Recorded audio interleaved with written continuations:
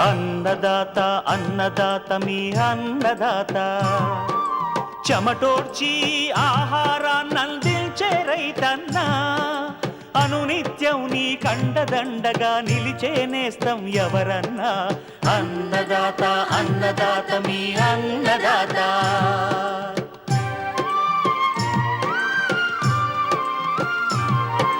నూతన రీతుల సాగుబడికి, నూరింతలు పెరిగే దిగుబడికి సూచనలిచ్చే సస్య రక్షణకు, పశు పోషణకి శాస్త్ర విజ్ఞానం అందించి ముందుకు నడిపే తెలుగు రైతు భారతదేశానికి మకుటం అయ్యేలా తీర్చిదిద్దే ఆశయంతో మిమ్ము మేలు కొలిపేది అన్నదాత. అన్నదాత అన్నదాత మీ అన్నదాత. అన్నదాత అన్నదాత మీ అన్నదాత. అన్నదాత ప్రేక్షకులకు నమస్కారం. ఈనాటి ముఖ్యాంశాలు: రబీ మొక్కజొన్నలో చీడపీడలు నివారణ, ముల్లంగి సాగులో యాజమాన్యం,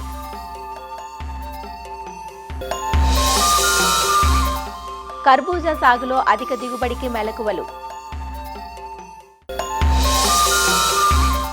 ఇంకా జై కిసాన్ వ్యవసాయ సమాచారం.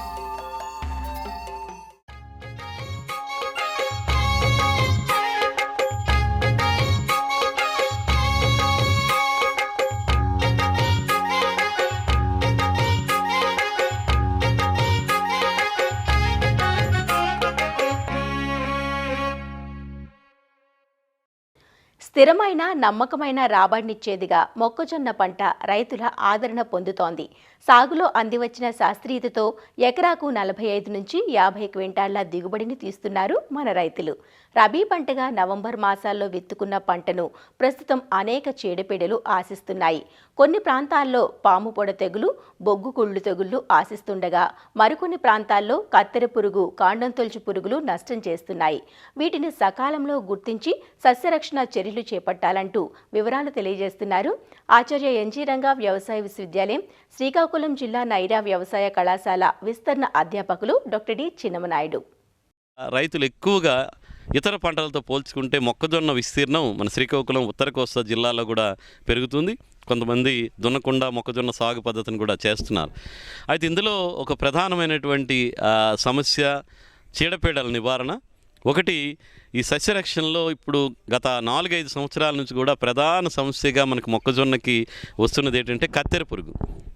ఇది పంట వేసినటువంటి 15 రోజుల నుంచి కూడా ఆశించి మన కండి తయారయ్యే వరకు కూడా ఈ కత్తెర పురుగు వివిధ దశల్లో ఆశించి మరి పంటకి నష్టాన్ని కలుగజేస్తుంది. ఇది ఫ్యూజిఫెరడా అని చెప్పేసి ఒక జాతికి చెందినటువంటి పురుగు. ఈ పురుగుని కనుక రైతులు గమనిస్తే కనుక దాని మొదలు ముఖం మీద చూసుకుంటే వై ఆకారంలో మనకు ఒక ఆకారంలో గుర్తింపు మచ్చలు కనిపిస్తాయి. చివర కూడా చూస్తే 4 డాట్స్ లాంటివి కూడా కనిపిస్తాయి.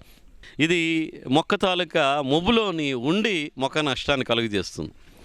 లోపల వస్తున్నటువంటి ఆ మొవ్వుని ఏదైతే మొవ్వుని తినేయటం, ఆకుల్ని తినేయటం, అదేవిధంగా విసర్జితాలు కూడా మీకు అక్కడే కనిపిస్తాయి, ఆ మొవ్వులోనే కనిపిస్తాయి. ఇది కనుక గొంగల పురుగు తాలూకు స్థాయి పెరుగుతున్న కొద్దీ రైతులు కనుక సరైన సమయంలో సరైన సస్యరక్షణ కనుక చేపట్టకపోతే ఈ కత్తెర పురుగు తాలూకు ఉధృతి చాలా ఎక్కువగా అయిపోయి నష్టం అనేది పంట మీద చాలా ఎక్కువగా కనిపిస్తుంది. ఈ కత్తెర పురుగు రాకుండా ముందు జాగ్రత్తగానే విత్తన శుద్ధి చేయాలి అని చెప్పేసి ఈ ఫోర్టియాంజో డియో అని చెప్పేసి ఒక మందు ఉంది. దాన్ని 1 కిలో విత్తనానికి 5 మిల్లీలీటర్లు చొప్పున కలుపుకొని కనుక విత్తన శుద్ధి చేసి మనం కనుక నాటుకుంటే చాలా వరకు మొదట 30 రోజుల్లో కూడా ఈ కత్తెర పురుగు తాలూకు ఉధృతి చాలా తక్కువగానే ఉంటున్నట్టు గమనిస్తున్నాం. అదేవిధంగా పంట వేసిన మొదటి దశలోనే 15 రోజులకే ఒకసారి వేప సంబంధిత మందు మనకి 3000 ppm అయితే 5 మిల్లీలీటర్లు 1 లీటర్ నీటికి చొప్పున కలిపి మనం మొదటి దశలో పురుగు ఉన్నా లేకపోయినా కానీ 15-20 రోజుల్లో ఒకసారి కనుక పిచికారీ చేస్తే ఈ కత్తెర పురుగు తాలూకు ఉధృతి తక్కువగా ఉన్నట్టు మేము గమనించడం అనేది జరుగుతుంది. అదేవిధంగా మనం ముందు జాగ్రత్తగా చేయాలనుకుంటే కత్తెర పురుగుకు సంబంధించిన లింగాకర్షక బుట్టలు కూడా ఇప్పుడు అందుబాటులో ఉన్నాయి. ఈ లింగాకర్షక బుట్టలు ఎకరానికి 4 వరకు పెట్టుకోవాల్సిన అవసరం ఉంటుంది. ఒకవేళ ఉధృతి కొంచెం ఎక్కువగా ఉంది, ఆకులను కొరికేస్తున్నాయి, లోపల మొవ్వులు కూడా తినేస్తున్నాయి అనుకుంటే కనుక అప్పుడు మనం ఎమామిక్టిన్ బెంజియేట్ అనేటువంటి మందును ఎకరానికి 100 గ్రాములు, దాంతోపాటు ఈ వేప నూనె 3000 ppm వేప నూనె కూడా 1 లీటర్ కలిపి పిచికారి చేయడం వల్ల కూడా మంచి ఫలితాలు కూడా మనం క్షేత్రస్థాయిలో మనం గమనిస్తున్నాము. ఇది మరల కూడా ఈ కత్తెర పురుగు ఆశించేటువంటి అవకాశం ఉంటుంది. మళ్ళీ రెండో దఫా మళ్ళీ 30-35 రోజులకు వచ్చే అవకాశం ఉంటుంది. అప్పుడు మనం మందు మార్చుకోవాలి. అప్పుడు ఏంటంటే కొరాయిజన్ అనేటువంటిది, అంటే క్లోరెంట్రాన్ ఇలిప్రోలిన్ అనేటువంటి మందును 0.3 ml మిల్లీలీటర్లు 1 లీటర్ నీటికి చొప్పున కలిపి పిచికారీ చేసుకోవాలి. మళ్ళీ రెండో దఫా 45-50 రోజులకు కూడా కండి తయారవుతున్న సమయంలో కూడా రావచ్చు. అప్పుడు మనం మళ్ళీ మందు మార్చి ఈ స్పానోసైడ్ అనేటువంటి మందు అదైతే 0.3 మిల్లీలీటర్లు 1 లీటర్ నీటికి చొప్పున కలిపి పిచికారీ చేయాలి. వీలైనంత వరకు ప్రతిసారి కూడా ఈ వేప సంబంధిత మందులు కనుక కలిపితే, ఒకటి ఈ రసాయన మందులు పురుగు మీద పనిచేస్తాయి. ఈ వేప సంబంధిత మందులు ఏంటంటే పురుగు తాలూకా జీవిత చక్రం మీద, గుడ్ల మీద, కొత్తగా వచ్చిన అడల్ట్స్ అంటారు తల్లి పురుగులు, అవన్నీ రాకుండా కూడా ఇది ఆపుతుంది. కాబట్టి ఈ విధంగా చేయడం. ఇంకోసారి కండి తయారయ్యేటప్పుడు కూడా మనం పిచికారీ చేయడం కూడా కష్టమవుతుంది. అలాంటప్పుడు విషపు ఎర తయారు చేసుకొని మీరు దాన్ని నివారించుకోవాలి. దానికోసం ఏంటంటే ఒక 5 కేజీల తవుడు, 1 కేజీ బెల్లం కలిపి వాటికి థయోడికార్బ్ అనేటువంటి మందుని 100 గ్రాములు కలిపి మీరు అక్కడక్కడ ఎక్కడైతే డ్యామేజ్ మీకు మొక్కలు కనిపిస్తా మొక్క వరల్లో వేయటం, ఈ విషపు ఎరతాలకి ముద్దలను కనుక వేస్తే అందులో ఉన్న గొంగళ పురుగు అది తిని కొంతవరకు చనిపోవడానికి ఆస్కారం ఉంటుంది. ఇకపోతే ఇంకోటి కాండం తొలిచే పురుగు కూడా కొన్ని ప్రాంతాల్లో కనిపిస్తుంది మనకి. గులాబీ రంగు కాండం తొలిచే పురుగు ఇది వచ్చినప్పుడు ఏంటంటే మొదటి 30 రోజుల్లోనే వస్తుంది. ఇది మొవ్వులోని ఉండి కింద ఉన్నటువంటి కాండాన్ని తినేయటం వల్ల మొవ్వు ఎండిపోతుంది. మీరు పీకితే కనుక సులువుగా ఊడొస్తుంది.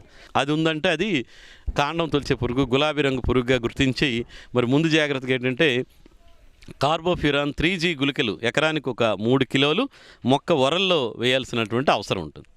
తర్వాత ఇప్పుడు మనం ఈ కత్తెర పురుగుకి ఏవైతే మందులు పిచికారీ చేస్తారో అవే మందులు ఈ కాండం తొలిచి పురుగు మీద కూడా పనిచేస్తాయి. అయితే ఇక్కడ మనం రైతులు గమనించాల్సింది ఏంటంటే కత్తెర పురుగుకు కానీ కాండం తొలిచే పురుగుకు కానీ పిచికారీ విధానం చాలా ముఖ్యం. మనం పిచికారీ చేసినప్పుడు మామూలుగా అయితే రైతులు స్ప్రేయర్ తాలూకు ల్యాన్సర్ని ఆడిస్తూ మొక్కంతా తడిచేటట్టు కొడతారు.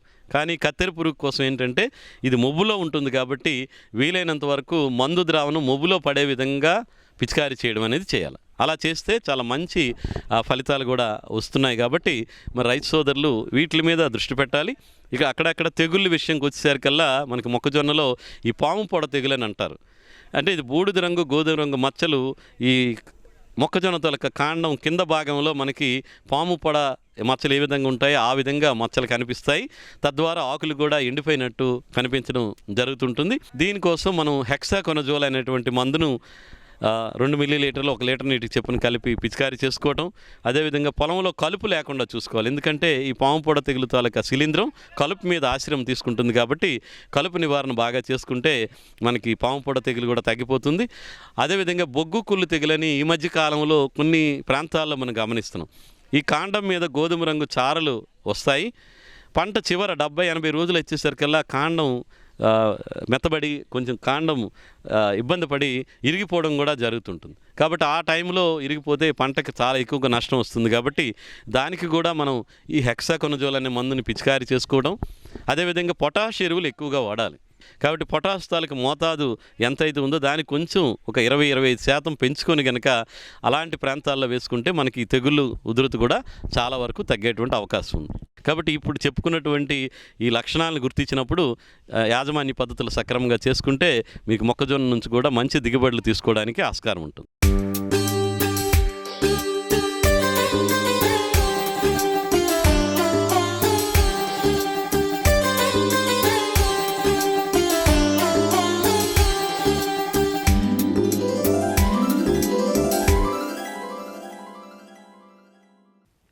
ఆరోగ్యంపై పెరుగుతున్న శ్రద్ధ ముల్లంగి సాగు విస్తీర్ణాన్ని పెంచుతోంది. ముల్లంగిలో దుంపకు ఎంత విలువుందో ఆకులకు సైతం అంతే ప్రాధాన్యం ఉంది. ముల్లంగి దుంపలు, ఆకులు పలు రకాల సమస్యలకు ఔషధాలుగా, నివారణలుగా ఉపయోగపడుతున్నాయి. ముల్లంగి సాగును తక్కువ ఖర్చుతోనే చేపట్టవచ్చు. సీజన్తో సంబంధం లేకుండా సంవత్సరం పొడవునా సాగు చేసుకునే వెసులుబాటు ఈ పంటలో ఉంది. దాదాపు నాటిన 45 రోజుల్లోపే పంట చేతికంది రైతుకు ఆదాయాన్ని అందిస్తుంది. ముల్లంగి సాగులో ఎలాంటి యాజమాన్యం పాటిస్తే మేలైన దిగుబడులు సాధించవచ్చో ఇప్పుడు తెలుసుకుందాం.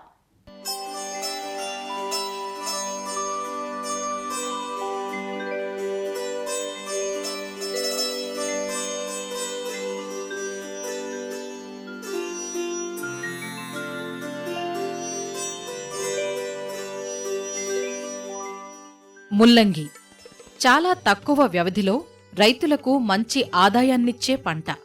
అక్టోబర్ నుంచి డిసెంబర్ మాసాలు ముల్లంగి సాగుకు అత్యంత అనుకూలం కాగా సంవత్సరం పొడవునా రైతులు ముల్లంగి సాగును చేపడుతూ ఉంటారు.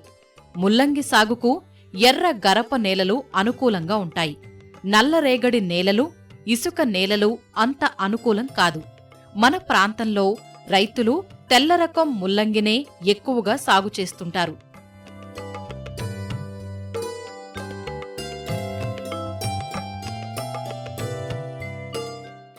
ముల్లంగిలో అనుకూల రకాలు పూసా చట్కీ, పూసా గులాబీ, పూసా మృదుల, ఆర్కా నిశాంత్. పూసా మృదుల 20 నుంచి 25 రోజుల సమయంలోనే దిగుబడిని ఇస్తుంది. మిగిలిన రకాలు 40 నుంచి 45 రోజుల్లో అందివస్తాయి. ముల్లంగిని బోదెలు, కాలువలు పద్ధతిలో సాగు చేస్తారు. బోదెలను 30 సెంటీమీటర్ల దూరంలో ఏర్పాటు చేసుకుని బోదెకి ఒక పక్కగా విత్తనాలు విత్తుకోవాలి. మొలకెత్తిన తరువాత మొక్కకి మొక్కకి మధ్య 10 సెంటీమీటర్ల దూరం ఉండేలా మిగిలిన మొక్కలను తీసివేయాలి. సమగ్ర ఎరువుల యాజమాన్యంలో భాగంగా చివరి దుక్కిలో ఎకరాకు 10 టన్నుల పశువుల ఎరువు వేసి కలియదున్నాలి. పశువుల ఎరువుతో పాటుగా ఎకరాకు 14 కిలోల నత్రజని, 14 కిలోల భాస్వరం, 14 కిలోల పొటాష్ను ఇచ్చే ఎరువులను ఆఖరి దుక్కిలో వేసుకోవాలి. పంట 20 నుంచి 25 రోజుల దశలో పైపాటుగా 14 కిలోల నత్రజని ఇచ్చే ఎరువును అందించాలి. ముల్లంగికి పెద్దగా చీడపీడల సమస్య ఉండదు. అప్పుడప్పుడు ఆకు తినే పురుగు, పేను బంకను గమనిస్తూ ఉంటాం. ఇవి ఆశించినప్పుడు 5% వేప కషాయం లేదా 3 మిల్లీలీటర్ల వేప నూనెను లీటరు నీటికి కలిపి పిచికారీ చేసుకుంటే ఈ పురుగులను నివారించుకోవచ్చు. బూజు తెగులును గమనిస్తే మాంకోజెబ్ అనే మందును 3 గ్రాములు లీటరు నీటికి కలిపి 15 రోజుల వ్యవధిలో 2 సార్లు పిచికారీ చేసుకోవాలి. ముల్లంగి సూటి రకాలైతే సుమారు 4 నుంచి 6 టన్నుల దిగుబడిని, అదే హైబ్రిడ్లు అయితే ఎకరాకు 8 నుంచి 10 టన్నుల దిగుబడిని పొందే అవకాశం ఉంది.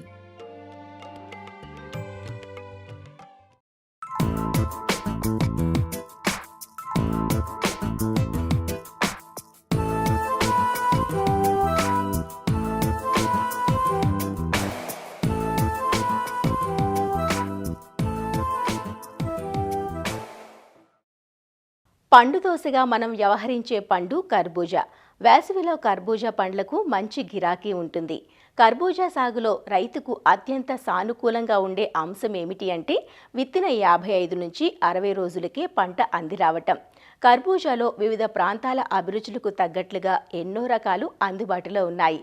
ఆయా మార్కెట్లకు తగ్గ రకాలను రైతులు ఎంచుకొని ఢిల్లీ, ముంబై, హైదరాబాద్ వంటి ప్రధాన నగరాల మార్కెట్లకు పంట తరలిస్తుంటారు. గుండ్రంగా ఉండే నెట్టెడ్ రకాలకు ఇటీవల ఆదరణ పెరుగుతోంది. కర్బూజాను కూడా పుచ్చ మాదిరిగానే వేసవి, రంజాన్ మాసాలను దృష్టిలో ఉంచుకొని నవంబర్, డిసెంబర్ మాసాల నుంచి మొదలుపెట్టి ఫిబ్రవరి, మార్చి మాసాల వరకు దఫదఫాలుగా నాటుకుంటారు. డ్రిప్ మల్చింగ్ ఏర్పాట్లతో కర్బూజా నుంచి ఎకరాకు 15 టన్నుల వరకు అధిక దిగుబడులు పొందే అవకాశం ఉంది. అధిక దిగుబడికి కర్బూజా సాగులో పాటించాల్సిన మెలకువలేమిటో శ్రీ కొండా లక్ష్మణ్ తెలంగాణ ఉద్యాన విశ్వవిద్యాలయం రాజన్ నగర్లోని కూరగాయల విభాగం ప్రధాన శాస్త్రవేత్త మరియు అధిపతి డాక్టర్ అనిత నుంచి తెలుసుకుందాం. ఈ కర్బూజా అనేది చాలామందికి ఇష్టమైన పండు. అయితే ఈ కర్బూజా మన తెలంగాణ ప్రాంతంలో ఒక 200 హెక్టార్ల ఏరియాలో ఉంటుంది. కర్బూజా సాగులో మనకి ఎక్కువగా ఇసుక, ఒండ్రు నేలలు మనకి ఎక్కువగా మంచి దిగుబడిని ఇచ్చే అవకాశం ఉంటుంది. బంక నేలలు, కొద్దిగా లైట్ సాయిల్స్ అయితేనే దీని సాగుకి మంచి అనుకూలం. అయితే వీటి ఉద్దజన సూచిక వచ్చేసి 6 నుంచి 7% వరకు ఉన్నట్టయితే మనకి కర్బూజాలో మంచి దిగుబడి వచ్చే అవకాశం ఉంటుంది. ఈ పంట సాగులో మనకి ముఖ్యంగా గాలిలో తేమ శాతం అనేది తక్కువగా ఉండాలి. వాతావరణం కూడా పొడిగా ఉన్నట్టయితే కాయ మంచి సైజు రావడానికి అవకాశం ఉంటుంది. అయితే మనకి కర్బూజాలో మనకి ముఖ్యంగా అనువైన రకాలు ఏంటి అని అనుకుంటే మార్కెట్లో మనం పలు రకాల కర్బూజా రకాలను చూస్తున్నాము. ముఖ్యంగా ఈ కండ రంగును బట్టి మనము వీటిని 3 రకాలుగా విభజించుకోవచ్చు. ఒకటి ఏంటంటే తెలుపు రంగు కండ కలిగినది, అది అర్కాజీత్ అంటే ఐఏహెచ్ఆర్ బెంగళూరు అంటే Indian institute of horticulture research Bengaluru వాళ్ళు విడుదల చేసిన రకం అర్కాజీత్ అనేది. నారింజ రంగు కండ కలిగిన రకాలు కూడా ఉన్నాయి. పూసా షర్బతి అనే రకము, పూసా మధురస్ అనే రకము, ఇవన్నీ కూడా ప్రభుత్వ యూనివర్సిటీస్ ద్వారా విడుదల చేసిన రకాలు. అదేవిధంగా ఆకుపచ్చ రంగు కలిగిన కండ కలిగిన రకాల్లో మనకి హరా మధు ఒకటి, దుర్గాపుర హరా ఒకటి మార్కెట్లో లభిస్తున్నాయి. అయితే ఇవన్నీ కూడా యూనివర్సిటీస్ ద్వారా విడుదల చేసిన రకాలు. అయితే ఈ మధ్య కాలంలో మనకి ప్రైవేట్ రంగంలో కూడా చాలా రకాలు, మాన్సూన్ అనే రకము, సూరజ్ అనే రకము, స్వీటీ అనే రకము, ఇవన్నీ కూడా పలు రకాల హైబ్రిడ్స్ కానీ ఎన్నో రకాలు మార్కెట్లో లభిస్తున్నాయి. అవన్నీ రైతులు పండించడం జరుగుతుంది. తర్వాత వీటికి మనము కాలువల ద్వారా మనం విత్తనం వేసి మనం పండించుకోవాలి. అయితే ఒక్కొక్క కాలువకి మధ్యలో మనకి ఒక 2 నుంచి 3 మీటర్ల స్పేస్ ఉంచుకున్నట్టయితే ఆ తీగ మంచిగా పారి మనకి మంచి దిగుబడి వచ్చే అవకాశం ఉంటుంది. అదేవిధంగా ఒక కాలువలో 50 సెంటీమీటర్ల ఎడంలో మనము విత్తనంకి మధ్యలో దూరం అంతా ఉండాలి. ఇది మన ఎకరానికి వచ్చేసి 1.5 కేజీ వరకు విత్తనం పడుతుంది మనకి. అయితే విత్తనము మొలకెత్తే వరకు మనము ఈ నీళ్లు పెట్టడం అనేది జాగ్రత్తగా చూసుకోవాలి. ఇకపోతే మనకి ఎరువుల యాజమాన్యంలో మనకి నత్రజని, భాస్వరం, పొటాష్ ఇవి వేసుకోవాలి. అయితే నత్రజని దాదాపు ఒక 80 కిలోల చొప్పున, తర్వాత భాస్వరం ఒక 200 కిలోలు, తర్వాత పొటాష్ ఒక 40 కిలోలు. అయితే ఇవన్నీ కూడా మామూలుగా మేము రికమెండెడ్ డోస్ ఆఫ్ ఫర్టిలైజర్స్ అని చేస్తాము. అయితే వారి నేలల ప్రకారం వాటిని పరీక్షించుకొని వారి నేలల్లో ఏదైతే లోపం ఉంటుందో అవన్నీ చూసుకొని దాని ప్రకారం మోతాదు వేసుకున్నట్టయితే మంచి దిగుబడి వస్తుంది. ఇకపోతే ప్రస్తుతం ఆధునికంగా మనకి ఈ కలుపు రాకుండా మనం మల్చ్ షీట్ అనేది వేసుకున్నట్టయితే మనకి కలుపు రాకుండా ఉంటుంది. అయితే మనము విత్తనము వేసుకున్న తర్వాత ఒక 24 నుంచి 45 గంటల లోపల పెండమిథలిన్ లేదా స్టాంప్ అనే మందు 1.2 లీటర్లు 200 లీటర్ల నీటిలో కలిపి మనం పిచికారీ చేసుకున్నట్టయితే కలుపుని నివారించుకోవచ్చు. అదేవిధంగా ఈ మల్చ్ షీట్ కానీ మనం ఉపయోగించినట్టయితే మనకి ఈ కలుపు చాలా వరకు తగ్గుతుంది. ఇకపోతే డ్రిప్ ఇరిగేషన్, ముఖ్యంగా వేసవి కాలంలో మనకి నీటి సమస్య చాలా ఉంటుంది కాబట్టి డ్రిప్ ఇరిగేషన్ పెట్టుకొని మనం ఈ పంటను సాగు చేస్తే తక్కువ ఖర్చుతో ఎక్కువ దిగుబడి వచ్చే అవకాశం ఉంటుంది. తర్వాత వీటిలో వచ్చే తెగుళ్ళు మరియు పురుగులు ఎక్కువగా మనకి వీటిలో రసం పీల్చే పురుగులు ఎక్కువగా వస్తాయి. ఎండాకాలంలో రసం పీల్చే పురుగులు ముఖ్యంగా తామర పురుగులు, ఎర్రనల్లి, ఇవన్నీ కూడా మనకు ఆశించి రసాన్ని పీల్చి నష్టం కలుగజేస్తాయి. అయితే తామర పురుగులు నివారించుకోవడానికి మనకి ఇమిడాక్లోప్రిడ్ అనేది 0.3 మిల్లీలీటర్లు లీటర్ నీటికి, లేదా ఫిప్రోనిల్ అనే మందు 2 మిల్లీలీటర్లు లీటర్ నీటికి కలిపి మనం పిచికారీ చేసుకుంటే వాటిని నివారించుకోవచ్చు. అదేవిధంగా మనకి కూరగాయ పంటల్లో కానీ, పుచ్చ కానీ, కర్బూజ కానీ మనకి ఎండాకాలంలో ఎక్కువగా ఎర్రనల్లి అనేది బాగా వస్తుంది. ఆకుల అడుగు భాగంలో రసాన్ని పీల్చి వాటి ఉధృతి చాలా ఎక్కువైనట్టయితే ఆ చెట్టంతా కూడా బూజు కింద సాలిడ్ గూడు ఏర్పాటు చేసి దాని కింద ఈ ఎర్రనల్లి ఉధృతి చాలా ఎక్కువగా ఉంటుంది. దీంతో మనకి కాయ కట్టదు, పంట బాగా నాశనం అవుతుంది. సో దీన్ని నివారించుకోవడానికి మనకు అబామెక్టిన్ అనే మందు 1 మిల్లీలీటర్ లీటర్ నీటికి కలిపి పిచికారీ చేసుకోవాలి. ఇదే విధంగా రసం పీల్చే పురుగుల అన్నిటికి కూడా మనము ఈ పసుపచ్చ రంగు జిగురు అట్టలను ఏర్పరచుకున్నట్టయితే మనము పురుగు యొక్క ఉనికిని మనము గమనించుకోవచ్చు. దాని ప్రకారము ఆ పురుగు యొక్క ఉధృతిని బట్టి మనం పిచికారీ చేసుకోవాలి. ఒకవేళ రసం పీల్చే పురుగుల ఉధృతి తక్కువగానే ఉంటే వేప నూనె 5 మిల్లీలీటర్లు లీటర్ నీటికి కలిపి మనం పిచికారీ చేసుకున్నట్టయితే ఈ పురుగులను నివారించుకోవచ్చు. అదేవిధంగా ఈ కర్బూజాలో మనకి ముఖ్యంగా బూజు తెగులు, బూడిద తెగులు ఎక్కువగా ఆశించి నష్టం కలుగు చేస్తాయి. బూజు తెగులు నివారణకైతే మనకు హెక్సాకొనజోల్ 1 మిల్లీలీటర్ లీటర్ నీటికి, బూడిద తెగులు అయితే మెటలాక్సిల్ ప్లస్ మ్యాంకోజెబ్ 2 గ్రాములు లీటర్ నీటికి కలిపి పిచికారీ చేసుకోవాలి. అయితే ప్రధాన పొలంలోనే మనం ఎండు తెగులు వాటికి నివారించుకోవడానికి ఈ ట్రైకోడర్మా విరిడిని, ఈ సూడోమోనాస్ ఫ్లోరిసెన్స్ని పశువుల ఎరువుల్లో కలిపి వాటిని పొలంలో చల్లుకున్నట్టయితే మనకి ఈ ఎండు తెగులు ఇవన్నీ కూడా ఈ సమస్యలు చాలా తక్కువగా ఉంటాయి. అయితే దీంట్లో ఈ తీగ పెరిగినప్పుడు మనము ఈ సైడ్కి వచ్చే కొమ్మలను తీసేసినట్టయితే 2-3 తీగలనే ఉంచుకున్నట్టయితే ఒక్కొక్క దానికి 4 నుంచి 5 కాయలు ఏర్పడే ఛాన్స్ ఉంటుంది. అప్పుడు మనకి ఆ 4 నుంచి 5 కాయలు వచ్చి మంచి సైజు వచ్చే ఛాన్స్ ఉంటుంది. ముఖ్యంగా మనకి పంట మొత్తము అయిపోయి కాయ మంచి పెరిగే దశలో మనకి కాయ పగుళ్ళు అనేవి తరచుగా వస్తూ ఉంటాయి. ఇది ఒక ముఖ్యమైన సమస్య. ఈ బోరాన్ ధాతు లోపం వలన మనకి కాయ పగుళ్ళు ఏర్పడతాయి. అయితే ఈ బోరాన్ అంటే బోరాక్స్ అనేది ఒక 3 నుంచి 5 గ్రాములు లీటర్ నీటికి కలుపుకొని మనం పిచికారీ చేసుకున్నట్టయితే మనకు కాయ పగుళ్ళు కూడా తగ్గుతాయి. అదేవిధంగా మన కాయ ఏర్పడే సమయంలో కూడా ఈ బోరాన్ మనం 3 నుంచి 5 గ్రాములు పిచికారీ చేసుకున్నట్టయితే ఈ కాయ ఏర్పడే సమయంలో మనకి ఈ ఆడపూల సంఖ్య పెరిగి మనకి మంచి దిగుబడి వచ్చే అవకాశం ఉంటుంది. యాజమాన్యం కరెక్ట్గా చేసిన తర్వాత ఆ పండు కరెక్ట్ పక్వదశానికి వచ్చింది అన్నదానికి ఏంటంటే రవాణా చూసుకొని మనకి హాఫ్ స్లీవ్ దశ అంటాము. దాన్ని ఒకవేళ దూరం ప్రదేశానికి మనం పంపించాలంటే అప్పుడు కోత తీసుకొని అప్పుడు పంపించడం మంచిది. ఒకవేళ మనకి రవాణా అనేది దగ్గరగానే ఉన్నట్టయితే మొత్తము ఆ కాయ మొత్తం ఏర్పడిన తర్వాత ఆ తొడిమ ఎండిపోయి ఆ తొడిమ దగ్గర ఉన్న భాగము కొంచెము చారలుగా ఏర్పడి ఆ తొడిమి కూడా ఊడిపోతుంది అనమాట. అది ఫుల్ స్లీవ్ దశ. సో అక్కడ మనం హార్వెస్ట్ చేసి మనము దగ్గర మార్కెట్కి పంపించవచ్చు. సో ఈ విధంగా మనము మంచి యాజమాన్య పద్ధతులను పాటించినట్టయితే మనకి కర్బూజాలో మంచి దిగుబడి వచ్చే అవకాశం ఉంటుంది.